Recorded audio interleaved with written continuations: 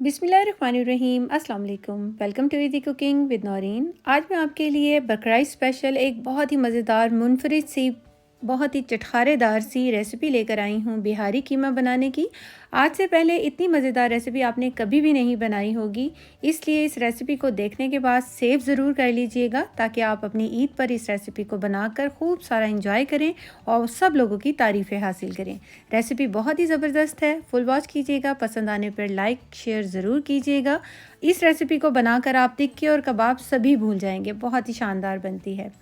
यहाँ पर मैंने लिया है बीफ का कीमा लिया है आधा किलो, और ये चिकनाई वाला कीमा नहीं है, रूखा कीमा है। इसके अंदर हम ऐड करेंगे सबसे पहले 1 टीस्पून नमक और 1 टीस्पून कुटी हुई लाल मिर्च, हाफ़ टी स्पून हल्दी पाउडर, 1 टीस्पून भुना हुआ और कुटा हुआ ज़ीरा, 1 टीस्पून भुना हुआ और कुटा हुआ इसके अंदर हमने डालना है ज़ीरा, और 1 टीस्पून मैंने डाला है गरम मसाला पाउडर, हाफ़ टी स्पून कुटी हुई काली मिर्च, हाफ़ टी स्पून इलायची पाउडर, सब्ज़ इलायची पाउडर मैंने ऐड किया है, और हाफ़ टी स्पून ही जायफल और जवित्री का पाउडर ऐड करेंगे। 1.5 टेबल स्पून लहसुन अदरक का पेस्ट डाल देंगे, और हाफ़ कप इसके अंदर गाढ़ा दही ऐड करेंगे। अब हम इन सब चीज़ों को सबसे पहले मिक्स कर लेते हैं। जब ये सब चीज़ें अच्छी तरह से मिक्स हो जाएंगी तो हम इसके अंदर 2 टेबलस्पून लेमन जूस के ऐड कर देंगे। इसको भी अच्छी तरह से मिक्स करेंगे।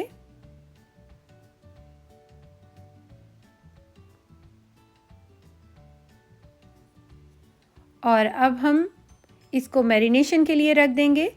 इसको हम किसी भी पेपर से या क्लीन फिल्म से ढक कर हमने इसको मैरिनेशन के लिए रख देना है, तकरीबन 1 से 1.5 घंटे के लिए।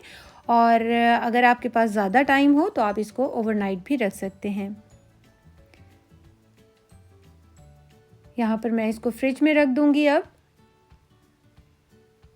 और यहाँ पर मैंने ली है एक कढ़ाई, और उसके अंदर ऐड करेंगे 3 टेबलस्पून ऑयल, कुकिंग ऑयल मैंने ऐड किया है। और अब हम साबुत गरम मसाला, जिसमें एक दालचीनी का टुकड़ा, एक बड़ी इलायची, 10 से 12 दाने लौंग है, और हाफ़ टी स्पून सफ़ेद ज़ीरा ऐड किया है।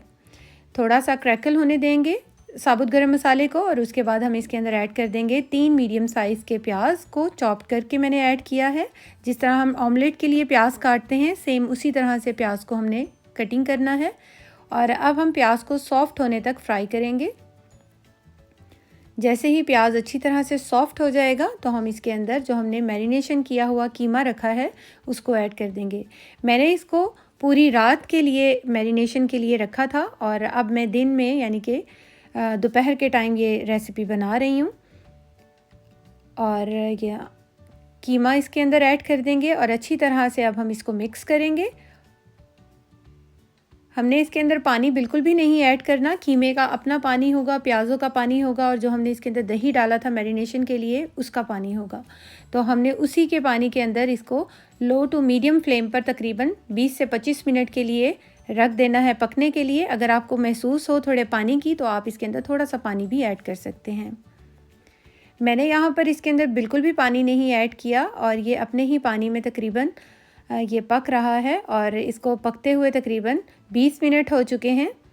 और ये बीफ का कीमा है तो थोड़ा ज़्यादा टाइम लेगा, तो हमने इसको अच्छी तरीके से पकाना है। यहाँ पर मैंने लिए हैं कोयला ले लिया है, और इसको चूल्हे पे रखकर हम इसको अच्छे से दहका लेंगे ताकि हम इसको एक स्मोकी फ्लेवर भी दे सकें। यहाँ ये देखिए कीमा बहुत अच्छे से पक रहा है, बहुत ही अच्छी खुशबू आ रही है और बहुत बेहतरीन इसकी अब हम बुनाई करते हैं। मैंने यहाँ पर 2 टेबलस्पून भरकर देसी घी के डाले हैं, आप इसकी जगह बटर भी ऐड कर सकते हैं। देसी घी डालने से इस डिश की खुशबू और जायका और भी बढ़ जाता है, बहुत ही अच्छा फ्लेवर आता है। ये देखिए, ये देखिए कितना ज़बरदस्त। ये बारीक कीमा था, दानेदार कीमा नहीं है, ये बारीक कीमा है जिससे ये बिहारी कीमे की रेसिपी बनती है। अब हम लास्ट में इसके ऊपर कटा हुआ हरा धनिया, हरी मिर्च और जूलियन कटी हुई अदरक डालेंगे, और इसके बाद इसके ऊपर एक फॉइल रख देंगे, और जो हमने कोयलों को दहकने के लिए रखा था वो कोयले रख देंगे। और थोड़ा सा बटर या देसी घी इसके ऊपर डालेंगे, बिल्कुल थोड़ा सा, और इसको हम ढक देंगे तकरीबन 10 से 15 मिनट के लिए। एयर टाइट हमने इसको करना है ताकि इसकी अच्छी सी स्मोक बने, अच्छा सा फ्लेवर आए। ये देखिए 15 मिनट के बाद बेहतरीन सा, बहुत ही अमेजिंग इसकी खुशबू पूरे घर में फैल गई है, जैसे हमने बहुत अच्छे पैमाने पे बारबेक्यू किया हो। ये देखिए बहुत ही बेहतरीन ये हमारा बिहारी कीमा बनकर तैयार हो गया है। इसको आप रोगनी नान के साथ, तंदूरी रोटी के साथ, चपाती के साथ, जिससे भी खाएंगे तो मज़ा ही आ जाएगा और आपकी बकरीद को ये चार चांद लगा देगा। तो झटपट से अगर आपने बारबेक्यू का फ्लेवर लेना है और मज़ेदार सा कीमा खाना है तो इस रेसिपी को तो ज़रूर एक बार ट्राई कीजिएगा।